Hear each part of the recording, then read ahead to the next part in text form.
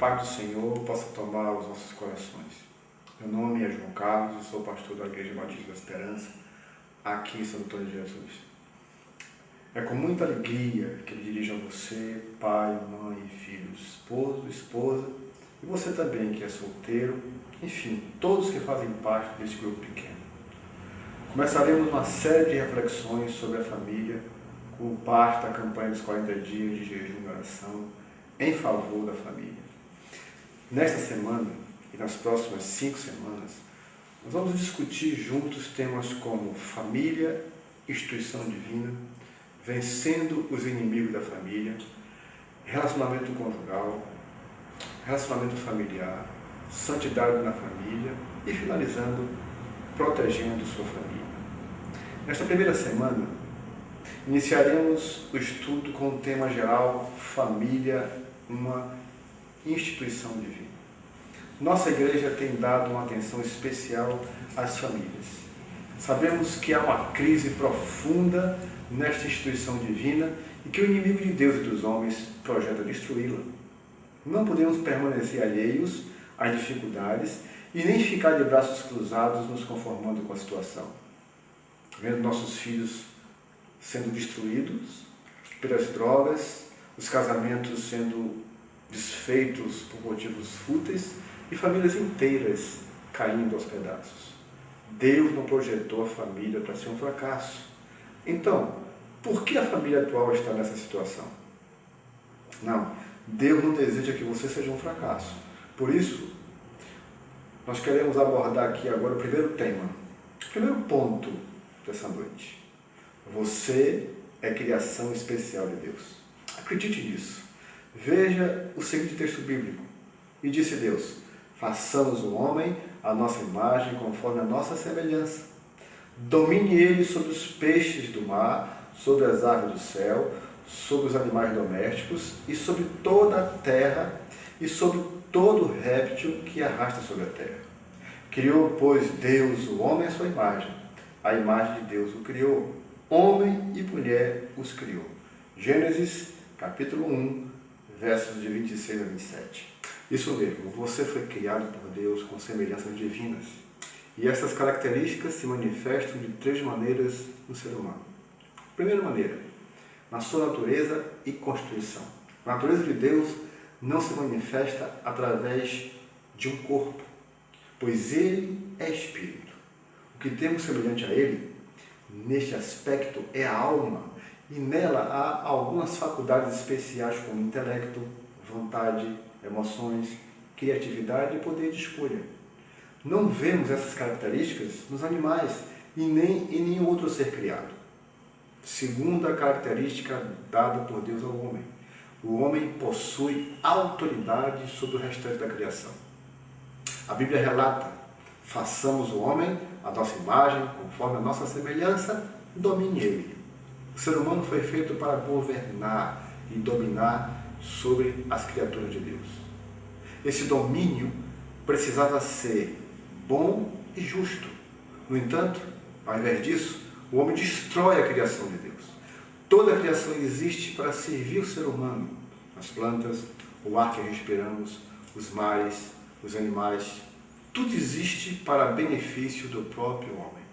Isso nos torna especiais. Se o homem foi criado para dominar e ele domina mal o que Deus criou, por desconsiderar a vontade dele, então ele destrói. E nessa destruição, o homem inclui a si mesmo e a família. Terceira característica dada por Deus ao homem: na sua essência, o homem foi criado puro e reto. Antes da sua queda, ou seja, antes do homem escolher pecar contra Deus por natureza, havia uma santidade semelhante à de Deus. Não havia nenhuma malícia, nenhuma coisa má e danosa no coração do homem, nenhum desejo ruim. Usando seu atributo de escolha, infelizmente o homem decidiu abandonar sua privilegiada condição de santidade, aceitando a proposta de Satanás, distorcendo a imagem e semelhança de Deus. Você pode questionar: o que tem tudo isso a ver com família? Tem tudo a ver porque família é formada por pessoas. E as pessoas, distorcendo essa imagem e semelhança de Deus, ficam à mercê da vontade carnal e do próprio inimigo de Deus e dos homens. Por isso, as famílias são perdidas, porque perdeu o contato com seu Criador. A família perdeu o rumo, o caminho que Deus estabeleceu para ela. Percebe-se hoje um grande combate aos valores morais e espirituais, e isso afeta diretamente no seio familiar. Família é um lugar de ensino, e se não há valores morais e espirituais bem definidos, então a família não tem o que ensinar. E se ensinam valores em desarmonia com a santidade de Deus. Por conta disso, queremos falar agora do segundo ponto de hoje. Não é bom que o homem esteja só. A família, como uma instituição divina, precisa observar a sua formação desde a base. Podemos afirmar que o casamento é a ação legítima para a construção de uma família abençoada. Isso não significa que as pessoas que não se casam não são abençoadas. Elas têm um lugar especial no reino de Deus e Jesus tratou desse assunto, assim como Paulo também. Casamento é a bênção de Deus para a família. Quando um homem e uma mulher se juntam e não se casam, eles estão negando o princípio da bênção de Deus para o casamento. Observem que antes de Deus autorizar o ajuntamento do corpo entre o casal, Ele os casou, ou seja, Ele os abençoou. E assim diz a palavra de Deus. Então, Deus os abençoou e lhes disse: frutificai e multiplicai-vos. Gênesis 1:28. A Bíblia revela quando tudo começou. Observe, disse mais o Senhor Deus: não é bom que o homem esteja só, far-lhe-ei uma ajudadora que lhe seja idônea. Gênesis 2:18. Nosso Deus é um Deus de relacionamentos. Ele mesmo convive com 3 pessoas: Pai, Filho e Espírito Santo. Por isso ele providenciou alguém para se relacionar com um homem recém-criado de maneira mais íntima, profunda e respeitosa. Os dois, homem e mulher, têm a imagem e semelhança de Deus. Por isso, os dois, marido e mulher, devem seguir o modelo idealizado por Deus na Trindade. E o casamento deve ter as seguintes características. Primeira característica do casamento: ser harmônico. Harmonia não significa igualdade, mas sobretudo uma convivência sadia dos diferentes. Cada um respeitando sua individualidade, mas vivendo com a realidade espiritual de uma só carne. A segunda característica do casamento é ser independente. A Bíblia mostra que as 3 pessoas da Trindade possuem atividades e funções diferentes. No entanto, sempre operam dentro de uma independência. Jesus disse: meu Pai trabalha e eu trabalho também, em João 5,17. Esposo e esposa, quando trabalham dentro de suas funções específicas, trazem o equilíbrio necessário para completar a construção da família. A terceira característica do casamento é ser indissolúvel. Sim, o casamento é indissolúvel. Assim como a Trindade nunca poderá ser dissolvida, o casamento também não poderá ser dissolvido. O homem pode se separar da mulher, mas para Deus jamais haverá separação. Por quê? Porque no casamento há o que foi revelado por Deus. Serão ambos uma só carne. Gênesis 2:24. Hoje, há uma grande facilidade para acontecer o divórcio. Isso não significa que Deus concorda ou aprova. Casamento foi feito para não terminar. Por isso, ele deve acontecer quando se tem certeza disso por parte do homem e da mulher. Eu gostaria, nesse momento agora, de convidá-los a se interessar por alguns motivos de oração. Você e o seu grupo, ore para que haja harmonia e entendimento nos casamentos. Ore para que o marido e mulher entendam suas responsabilidades. Ore para que diminua o número de divórcio em nosso país. O nosso terceiro ponto dessa noite: a formação da nova família. Há um texto bíblico que gostaria de compartilhar com vocês. Portanto, deixará o homem a seu pai e a sua mãe, iniciar a sua mulher, e serão uma só carne. Gênesis 2:24. Sabemos que o homem é um ser social, deve viver em sociedade e que a família é a base. Homens estabeleceram leis e regras para a sociedade civil. E Deus estabeleceu princípios espirituais para esta vida em sociedade. No versículo citado, temos 3 desses princípios. O primeiro deles é separação. O homem deixará pai e mãe. O homem e a mulher devem se separar, deixar a casa paterna. Esse é o princípio que se configura pela maturidade e independência financeira e emocional que os filhos precisam ter em relação aos seus pais para formarem uma nova família. Em todas as culturas ao redor do planeta, vamos observar uma cerimônia especial de casamento e o que se espera de um casamento é que haja esses princípios. O homem e a mulher devem sair da casa paterna e construir um novo lar, uma nova unidade familiar. Esse ato de separação é necessário para que a continuidade das características da família se perpetue. O casal, separado de seus familiares, tem agora que assumir responsabilidades inerentes ao casamento. Isso, quando ocorre de maneira serena e responsável, evita dificuldades no relacionamento conjugal, pois os conflitos e crises que porventura surjam na relação são tratados de forma adequada, sem interferência, nem sempre positivas, dos pais ou os irmãos. O outro princípio para o casamento estabelecido por Deus é o respeito. Aliás, respeito é um princípio salutar para qualquer relacionamento, mas no casamento ele é indispensável. Respeitar é o mesmo que buscar compreender diferenças e aceitar as manias adquiridas durante a história de vida de cada um. Respeitar é também não querer mudar o outro, mas adaptar-se ao outro. Este respeito precisa ser também dos pais para com o casal.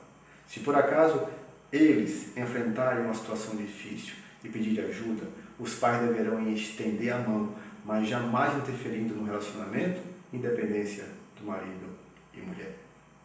Gostaria mais uma vez de solicitar de vocês a oração.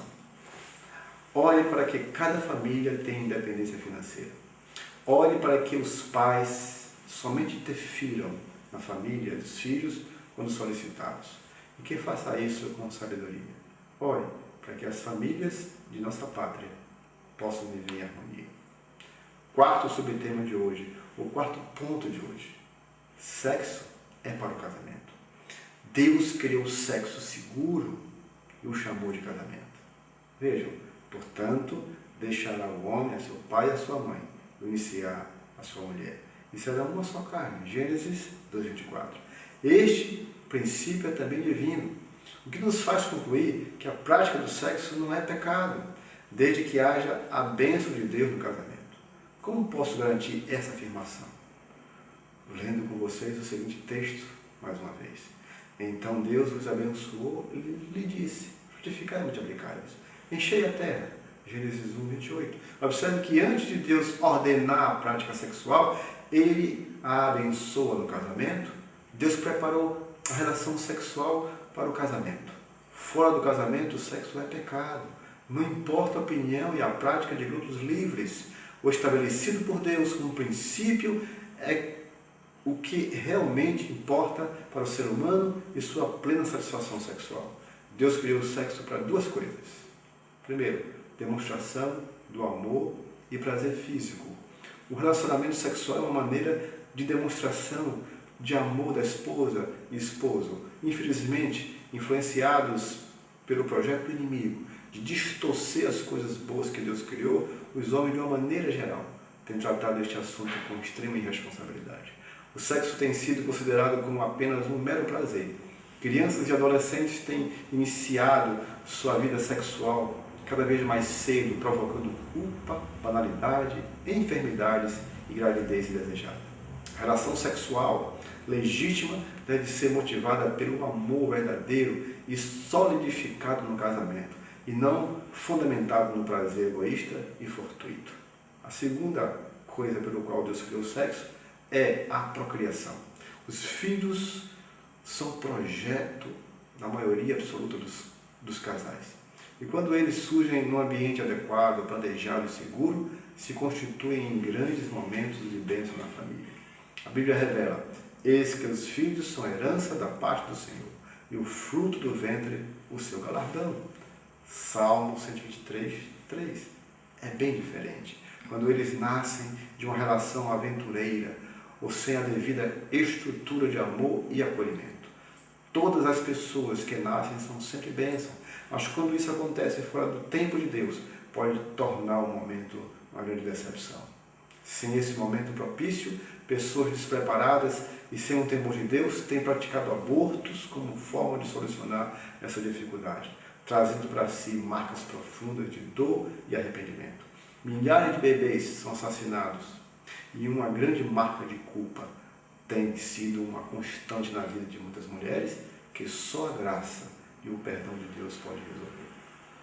Mais uma vez, gostaria de citar alguns motivos para que você possa orar. Ore para que a nossa sociedade seja libertada dos pecados sexuais. Ore pela fidelidade entre marido e mulher. Ore para que a sociedade brasileira aprenda e viva os princípios da palavra de Deus. E agora, concluindo, entre vocês discutam esses assuntos aqui abordados. É muito importante a opinião de cada um de vocês. Avalie se o que está acontecendo hoje com as famílias não tem sido a ausência dos princípios de Deus no coração do homem que ele mesmo criou. Até a próxima semana, quando continuaremos com as nossas reflexões sobre a família. E que Deus nos abençoe.